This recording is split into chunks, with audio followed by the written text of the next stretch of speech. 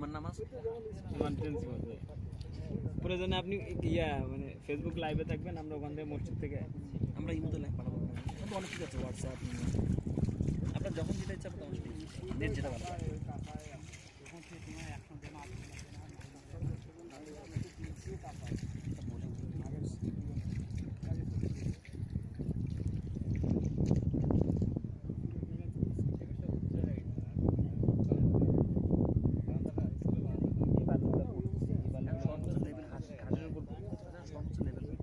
সর্বোচ্চ